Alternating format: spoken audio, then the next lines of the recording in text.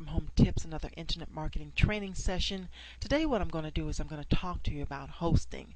Now, I don't care what kind of business you have, whether you have an offline or an online business, it is important that you have a website. And the reason is that more and more people are using the internet as a tool of choice when they're looking for products and services. So if you don't have a website out there, they're not going to be able to find out about your business.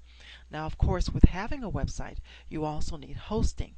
Now, I know there are free places where you can actually build a website like blogger.com, webpaint.com, weebly.com, and so on and so forth. But if you want to look professional and have a professional website, you need to have a website that's built like using WordPress, or have someone create the website for you. You can outsource that and establish a real formal looking website that people can go to find out about your business. Now, when I first got started, I started hosting my website at GoDaddy. I started my business over 3 years ago, and this is where I used to host all of my websites.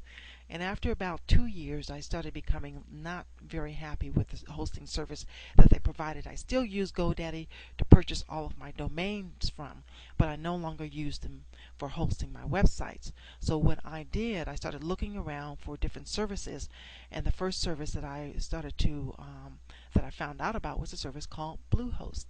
Now, I'm logged into my back office right now, and as you can see, there are a lot of features that it has to offer, and many of which you won't be using. Some of which I'm going to point out you will probably use, because I use these for my sites.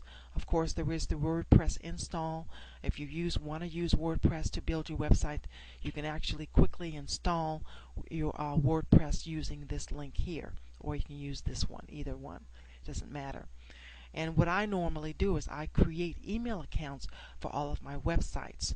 And what I do also use is I use the forwarder. Now, because I have so many websites, I don't want to have to log in to all these different email accounts and have to read my emails. So what the forwarder allows me to do is to forward all of my email accounts to one account. So I can go to that one account and read all of my emails. It saves me a lot of time. One of the other things that you probably will be using, of course, is the file manager to manage your files. When you go in here, you can actually upload. You can go in and do editing of some of the files. You can do a lot of things within this feature here. You may want to use the site backup and restore.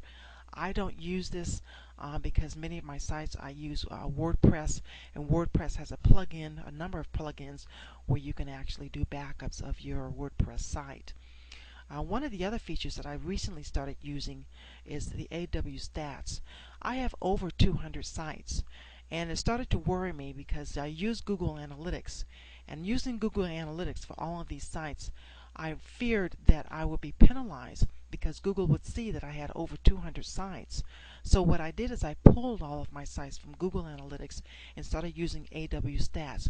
You can still see the same information that you see within Google Analytics, only this time Google doesn't know about all the sites that you have. It's actually stored on your hosting. So this affords me to build as many sites as I want and not have to worry about being penalized by Google because I have so many sites. What else? Some of the other features. Of course, you will be using add-on domains. Now, one of the things you will be required to do when you use a hosting site that's separate from a site where you buy your domains. Like in my case, I use GoDaddy. That's where I purchase all of my domains from. And then, of course, I have to point all those websites that I purchase to my hosting site. And to do that, let me log in real quickly. You would go into your control panel of your the place where you buy your domains, and right now we're looking at my GoDaddy control panel. And what I would do is I would come into name servers and do set name servers, and then this is what will happen is you would just enter in the name server that you're given. Once you sign up with a hosting site, they will send you the names to name servers, and you want to be able to enter those into the name server text boxes so that you point your website to your hosting site. And then what you do is you go back to your hosting site and click on add-on domains, and then it will allow you to go in and put in that domain name into You click on this, enter your domain name, and then come down here and click on Add on Domain, and you're done. And it actually doesn't take very long at all to get your domain name pointed to your hosting service. So anyway, I started using Bluehost, and I've had acquired a number of sites on Bluehost. Actually moved a lot of my sites over to Bluehost, and so I decided I didn't want to again use Bluehost. You don't want to host all your sites at one location. You want to be able to host them at various locations. So what I ended up doing is I went on with another hosting service called HostGator. Now, as you can tell, the look and feel is a little bit different, but the features are pretty much the same. You have the email accounts. You also have your forwarders. What else? You have your file manager, your way of backing up your websites.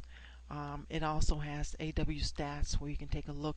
It also does offer something that Bluehost, I didn't see Bluehost offer, where you can integrate your Google Analytics if you so choose. Again, you want to do your add-on domains. Anytime you purchase your domains, you want to be sure that you add those domains to your hosting site. And of course, one of the other features that HostGator offers that Bluehost does not is Fantastico. Fantastico allows you to quickly install WordPress onto your site. Of course, Quick Install also does the same thing. So these are all the features that you can actually set up, and then many more that you can do with both HostGator and WordPress.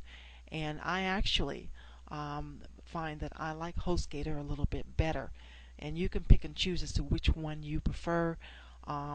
What I suggest is if you are on a shoestring budget or you want a Linux web hosting provider, to get Bluehost to host your sites.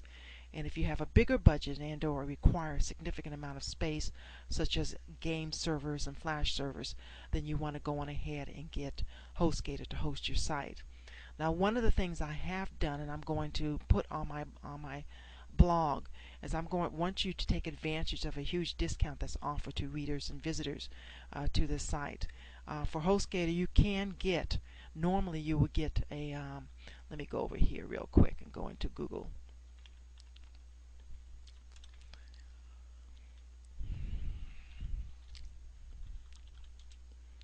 Okay.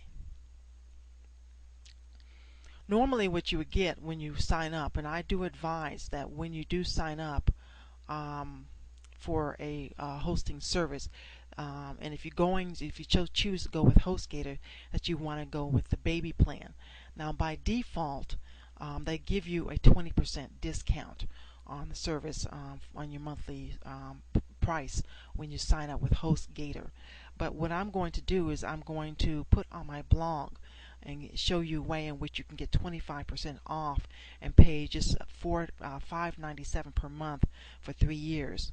Or I also have another code that you can enter where you get $9.95 off your first month's bill and pay $7.68 per month for 3 years. Either way you can choose. It's up to you if you choose to go with HostGator. These are just some of the coupon codes that I found for if you so choose to sign up with HostGator. So that's it. I just want to talk to you a little bit about hosting. Again, I'm going to include my blog. On my blog, all the information, talk about the differences between Bluehost and HostGator, and then if you choose to go on ahead and select a hosting service, you can do so.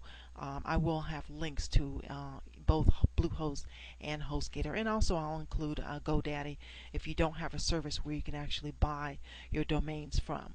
So that's it. I do thank you for stopping by. Bye for now.